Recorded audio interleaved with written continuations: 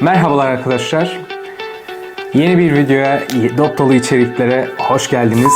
Bu videomuzda arkadaşlar sizlerle neyi tartışacağız? Tabii ki iPhone'a gelen Type-C ile birlikte hayatımızda neler değişecek, neleri daha fazla üretkenliğinizi arttırmak için kullanabileceksiniz. Bunları tartışacağız. Neleri yapabiliriz? Maksimum kapasitede iPhone'umuzu, Type-C ile iPhone'umuzu nasıl kullanabiliriz? Bunlara değineceğiz. Tabii ki gördüğümüz gibi önünde bir sürü aksesuarlar mevcut. Bunlardan en önemlisi ve en kullanışlı olmazsa olmazı bir Type-C hub'ı arkadaşlar. Type-C hub'ımız işte gördüğünüz gibi HDMI girişi var. 3 tane USB A girişi var. SD kart girişleri var. Bu çok önemli. Özellikle fotoğrafçılar için, fotoğrafçılıkla uğraşan arkadaşlarımız için önemli olduğunu düşünüyorum. Fotoğraflarınızı atıp hemen görüntülemek için. Onun dışında arkadaşlar nelerimiz var ve bir slide kumandamız var. İşte slide kumandamız hem Bluetooth'lu hem de USB ile çalışabilen. Onun dışında şöyle Amazon'dan aldığım çok aparatif güzel bir klavyem var. Bunu her yere taşıyabilirsiniz rahatlıkla. Portable, taşınabilir. Açıp kullanabilirsiniz. Bu da Bluetooth'la bağlanıyor. Bir touchpad'i de var. Hepsini deneyeceğiz sizlerle ama touchpad'i zannedersem zaten kullanılmıyordu. Onun dışında arkadaşlar SanDisk'in şöyle bir USB'si var. İşte bu USB ile birlikte Type-C'yi bir Type-A'ya dönüştürme aparatı olarak kullanabilirsiniz. Bilgilerinizi telefonunuzdan buraya atıp herhangi bir Windows'lu bir bilgisayara daha hızlı bir şekilde aktarabilirsiniz. Onun dışında arkadaşlar klasik bir USB stick'imiz var. Bunlarda da verilerinizi telefonunuza aktarabilirsiniz veya telefonunuzdan USB'ye aktarabilirsiniz. İsterseniz arkadaşlar yavaştan başlayalım. Videonun içeriğinde bahsettiğimiz gibi oyunlara değineceğiz bugün. Oyunların dışında aynı zamanda belli başlı programları özellikle PowerPoint tarzında olan Keynote'u, Numbers ve Pages, hatta Numbers'tan daha çok Pages'i nasıl kullanabileceğinizi göreceksiniz. Onun dışında arkadaşlar başlayalım. Videomuz başlasın.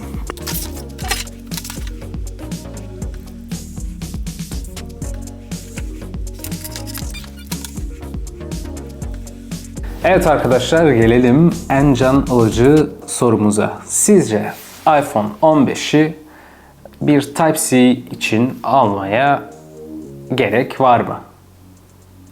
Bence, sizce. Siz ne düşünüyorsunuz? Zaten yorumlarda bekliyorum sizin de düşüncelerinizi. Ama benim düşüncem şu yönde.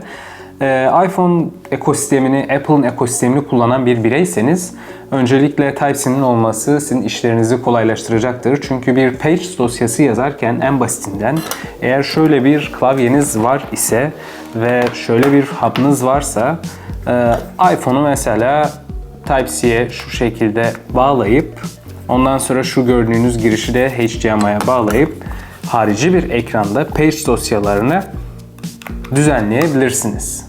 Mesela şimdi sizlerle birlikte bunun bir örneğini zaten siz de görmüş olacaksınız. Evet arkadaşlar, şu anda zaten ekranda görüntüleniyor. iPhone'u görüyorsunuzdur bir harici ekranda. Açtım. Onun dışında eğer ki bunu biz böyle yatay döndürme fonksiyonunu ben görmüyorum. Yok galiba ama mesela bir özellikle arkadaşlar eğer ki bir Pages Keynote hazırlayıcısıysanız böyle bir fonksiyon sizin için gerçekten üretkenliğinizi arttıracaktır. Mesela bir Pages'i açtım. Burada bir dosya açalım isterseniz.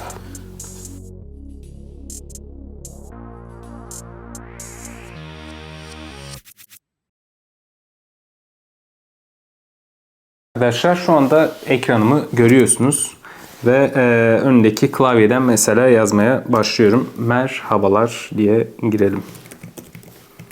Merhabalar. Abone olmayı ve yorum yapmayı unutmayalım. Onun dışında ne yapabiliriz? Böyle bir hub'ımız var ise tabii ki sunum arkadaşlar. Şimdi Keynote sunumlarıma gireceğiz hep beraber ve Keynote'u kullanıyorsanız özellikle zaten telefonda bir İşte Keynote'u daha önceden iPad'le bir kumanda aracı olarak iPhone'u kullanabiliyorduk iPad için. Yalnız şimdi biraz daha işin farklı bir boyutuna geçildi. Sonuçta artık bir bilgisayar gibi yanınızda taşıyarak işte bir sunuma gittiğinizde Keynote'unuzu açıp işte bağlayıp bağlantılarınızı yapıp sunumunuzu yapabilirsiniz. Mesela arkadaşlar benim işte bir önceki videolarda da belki izlemişsinizdir, denk gelmiştir. Crash sendromunu anlattığım videonun keynote'u burada. Bunu mesela yansıttığımızda gördüğünüz gibi tam ekran haline alıyor. Bu da şu anlama geliyor. Telefonunuz cebinizdeyse, bir Type-C hub'ınız varsa herhangi bir konferansa gidip işte konferans verirken sizin işinize gayet yarayacaktır. Evet arkadaşlar, bir sunum kumandamızı da aldım ve şimdi deneyeceğiz. Bakalım çalışacak mı, çalışmayacak mı? Ben de merakla sizlerle bekliyorum. Bu sunum kumandasının tabii bir özelliği de... bu arada çalışmaya başladı arkadaşlar. Direkt Type-C'yi de hub'a bağladım.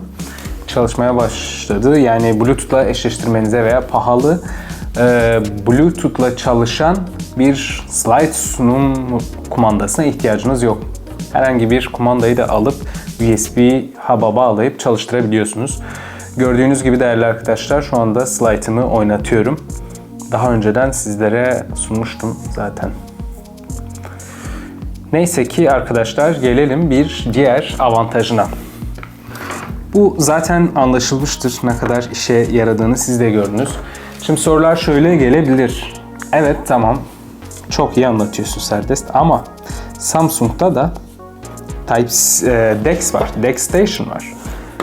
Öncelikle bu konuda yorum yapayım mı yapmayayım mı diye bayağı bir düşündüm, ama yapmam gerekiyor zannedersem, çünkü ben de bir DeX kullanıcısıyım. DeX arkadaşlar öncelikle işlerinizi gerçekten rahatlatıyor. Şöyle bir klavyenizin, özellikle touchpad'li küçük bir klavyenizin olması ve DeX Station'lı bir Samsung telefonunuzun yanında olması demek, bilgisayarın yanınızda taşımanızla eşdeğer bir durum. Ama arkadaşlar tabii iPhone ekosistemine sahipseniz, Apple'ın ekosistemine sahipseniz, iPhone'lara böyle bir özelliğin gelmesi de bizleri mutlu ediyor. Bir sonraki aşamanın da ben DeX benzeri bir sisteme uyarlama yapacaklarını düşünüyorum. Çünkü iPad'de bu zaten bir ihtiyaç artık. Bakalım neler bizi bekleyecek bir sonraki iOS'larda.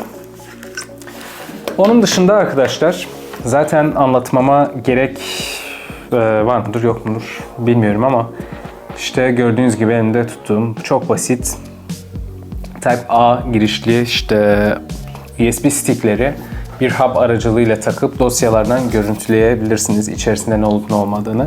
Onun dışında SanDisk'in şöyle çift taraflı Type-C ve eski işte Type-A dedikleri bir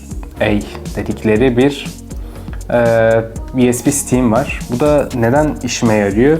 Öncelikle herhangi bir dosyayı işte iPad'den alıp bilgisayara aktarmada, özellikle Windows kullanılan bilgisayarlara aktarmada gerçekten işime yarayan bir aksesuar. Siz de bunu kullanabilirsiniz, deneyimleyebilirsiniz. Bu zaten bahsettiğim ürünlerin çoğunun linklerini, isimlerini, adlarını aşağıya bırakacağım arkadaşlar.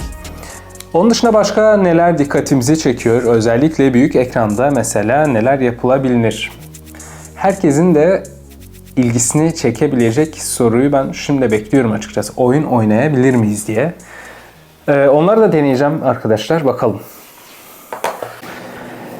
Ve arkadaşlar şimdi geldik. Type-C ile hub'ımızı işte monitöre bağladık.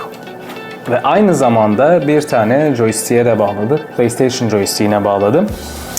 Tabii her oyun PlayStation joystick'ini desteklemiyor dilersiniz ki, ama yani destekleyenler de bayağı bir var. Özellikle Apple'ın işte oyun uygulamalarına, işte Apple Arcade zannedersem üyeyseniz oradaki oyunların çoğu destekliyordu diye hatırlıyorum. Onun dışında tabii ki PlayStation Remote'u da kullanıp işte PlayStation'ınıza bağlanıp herhangi bir ekrana ihtiyacınız olmadan kullanabilirsiniz. Gelin arkadaşlar, şimdi herhangi bir telefonunuzdaki oyunu açarak deneyimleyelim. Mesela bende işte bir tane otobüs oyunu vardı oynadığım ara sıra.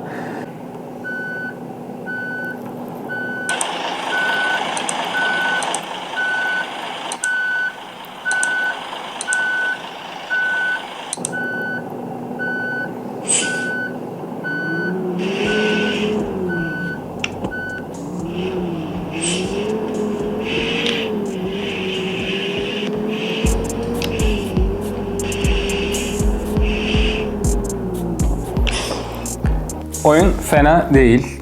Güzel oluyor yani oynayınca. Tabii ki ekrandan da işte izlerken kontrol edebilirsiniz. Çünkü eş zamanlı zaten çalışıyorlar.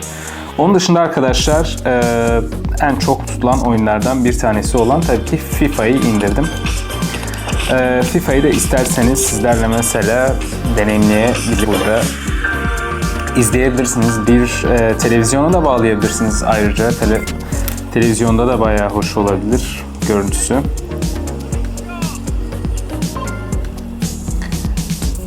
Tabii şu anda antrenman modundayız.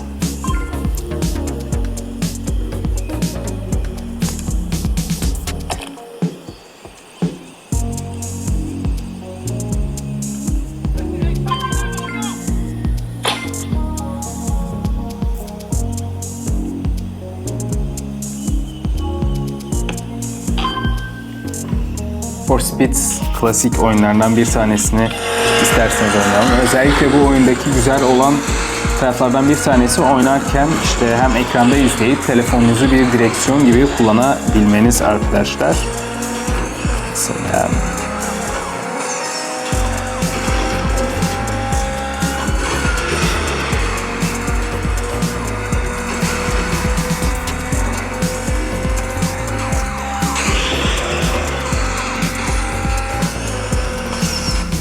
neyse oyuna kendimizi kaptırmadan konumuza geri dönelim. Ha tabii ki bir de gördüğünüz gibi PUBG oynamıyorum aslında ama size göstermek amacıyla onu da indirdim. PUBG'yi de güzel bir şekilde açabiliyor büyük ekranda. Bilmiyorum yani herhangi bir joystickle oynanıp oynanmadığını ama özel aparatların hatta bu oyun için olduğunu biliyorum. Onun dışında oynayabilirsiniz bu şekilde. Tabii ki arkadaşlar Samsung'la karşılaştırdığımız zaman farklılıklar var. Yani bayağı bir farklılıklar var. Çünkü Samsung bu konuda bir tık daha ileride. DeX ile birlikte daha çok farklı uygulamalara erişim imkanınız var. Daha rahat kullanımı, aynı zamanda mouse bağlantısı ve işte herhangi bir klavyeyi bağladıktan sonra sanki bir bilgisayara erişiyormuşsunuz edası hala iPhone'larda yok. Yalnız bu değildir ki ileriki aşamalarda bunları göremeyeceğiniz. Ondan dolayı bekleyip görelim diyorum arkadaşlar. Genellikle DeX'i kullanarak oyun oynayan işte Android'de özellikle bayağı bir YouTube kullanıcısı vardı. Özellikle PlayStation Portable PSP oyunlarını bile işte 3. parti uygulamalar zannedersem kullanarak resmi olmadan oynayanlar da vardı. Onları bile gördüm. İlginç, güzel bir deneyim. Yani bence bu kadar şeye erişmek, telefonla bir bilgisayar gibi kullanmak gayet güzel bir lüks. Özellikle Excel, işte PowerPoint, onun dışında Keynote ya da Numbers gibi programları sürekli kullanan, şirkette çalışan, işte şirket içinde rahatlıkla özellikle büyük şirketlerde çalışanlar için arkadaşlar güzel olacağını, güzel bir deneyimleme fırsatı olacağını düşünüyorum Type-C'ye geçmek. Bir videoda daha bana zaman ayırdığınız için çok teşekkür ederim. Sizin de illaki fikirleriniz vardır. Type-C'yi daha efektif nasıl kullanabiliriz? Nasıl üretkenliğimizi arttırmak için daha farklı yollar, daha farklı uygulamaları kullanabiliriz? Kesinlikle yorumlarda bunları bekliyorum. Yorumlarınızı bana iletin mutlaka arkadaşlar. Sağlıcakla kalın. Kendinize iyi bakın. Bir sonraki videoda görüşmek dileğiyle arkadaşlar. Ve beğenmeyi unutmayın lütfen. Beğenileriniz de sonuçta ayaktayız. Ondan dolayı kendinize iyi bakın. Abone olmayı da unutmayın. Teşekkürler arkadaşlar.